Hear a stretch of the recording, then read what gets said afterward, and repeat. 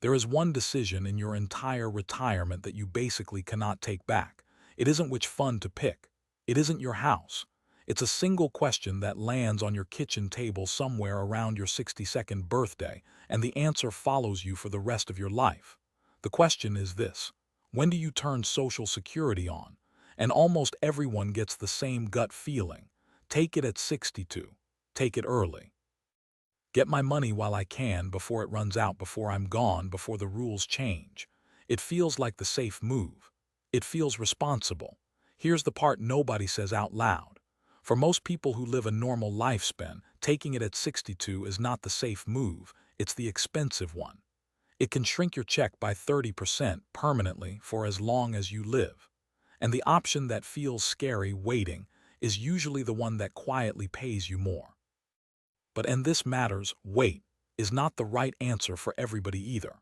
Anyone on the internet who tells you to always wait until 70 is selling you something. The truth is, there's a real number that decides it, and there are honest reasons to claim early that I'm going to give you straight.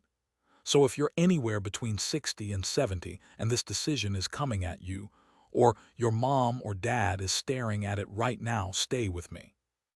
By the end, you'll know exactly how the math works, the one age that flips it, and how to find your own answer in about 10 minutes for free tonight.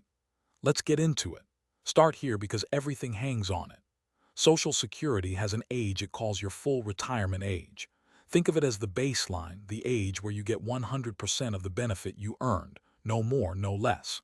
For almost everyone watching this, anyone born in 1960 or later, that age is 67. If you were born a little earlier, it's somewhere between 66 and 67. Hold on to that word, full retirement age, because the government measures everything from it. Claim before it and they shrink your check. Claim after it and they grow it. 67 is the line in the middle, and 62 and 70 are the two doors on either side.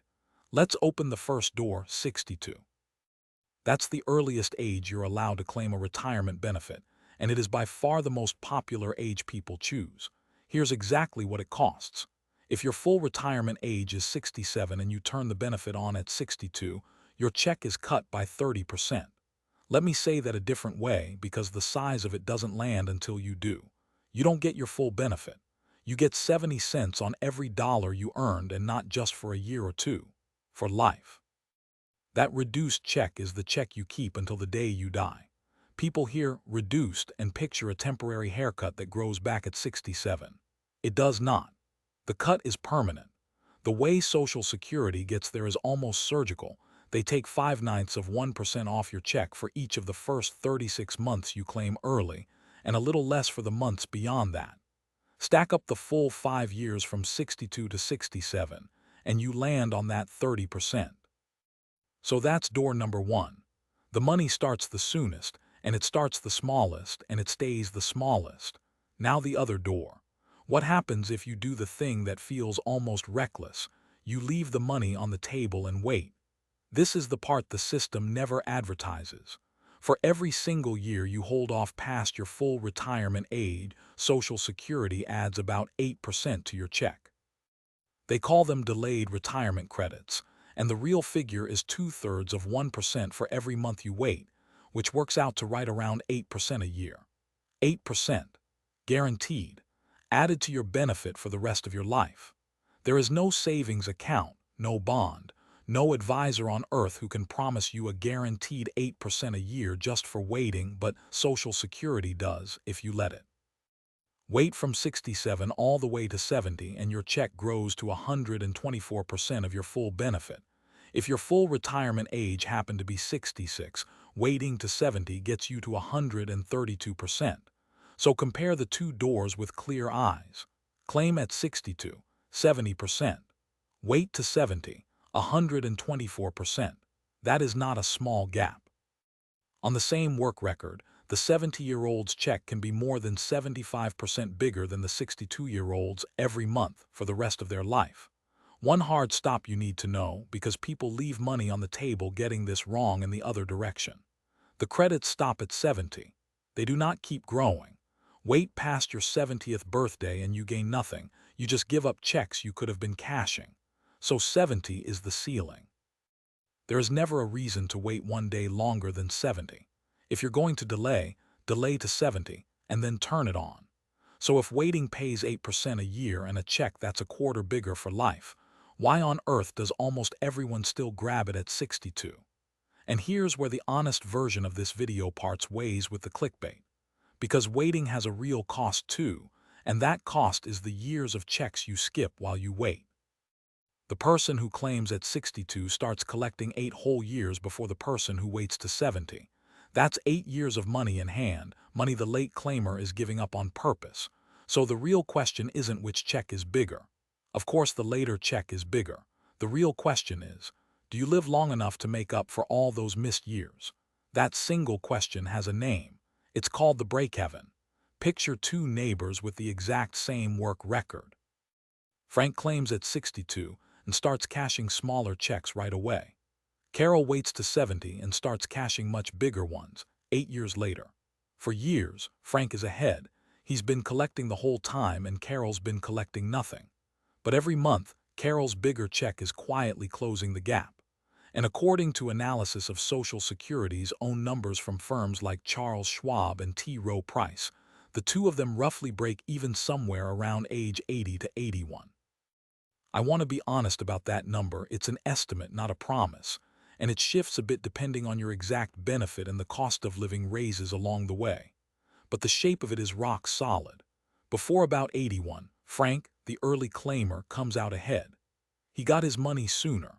After about 81, Carol pulls ahead and never looks back, and the longer she lives, the more she wins because her bigger check just keeps compounding for the rest of her life.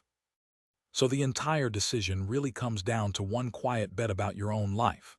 If you have good reason to think you'll live well into your 80s or beyond, waiting is the wealthier move. If you don't, it isn't. And that's not fear. That's just the math told straight. Quick thing before the part that actually changes the math for couples. If this is already clearer than anything you've been told, take a second and subscribe, because what's next is the piece most people miss entirely. Let me give you the other side flat out, because no honest person should hand you always wait.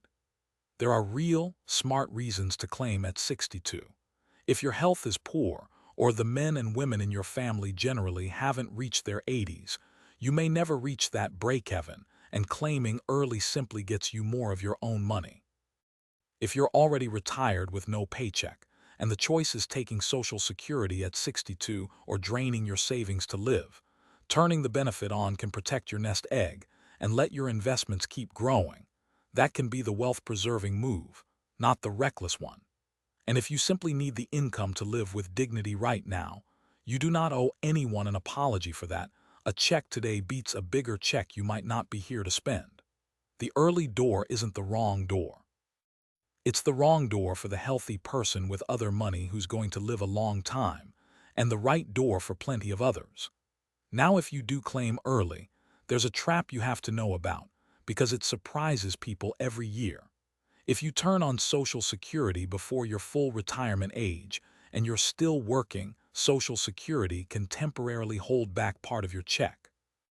In 2026, if you're under full retirement age for the whole year, they withhold $1 for every $2 you earn above $24,480. In the year you actually reach full retirement age, the limit jumps way up to $65,160, and they only hold back $1 for every 3 above it. And the month you hit full retirement age, the limit disappears completely. You can earn anything. But here's the part the scary videos leave out, that withheld money is not gone. Once you reach full retirement age, Social Security recalculates and gives it back to you as a permanently higher check. It's a delay, not a penalty. Still, if you're going to keep working a real job, claiming early and getting your checks docked usually doesn't make sense. That's a nudge toward waiting. Here's the piece that quietly matters most, and almost nobody puts it on a thumbnail. If you're married, you are not making one decision, you're making two, and they're connected. A wife or husband can collect a spousal benefit worth up to half of the higher earner's full retirement age check. But listen closely, because this surprises people. That spousal half does not grow with those delayed credits. Waiting past full retirement age does nothing for a spousal benefit, so there's no reason to delay just to pump that one up. But the survivor benefit, that changes everything.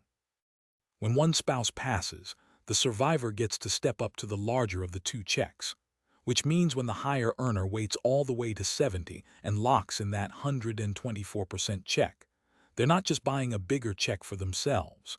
They're buying a bigger check for whichever one of them lives longer, for the rest of that person's life.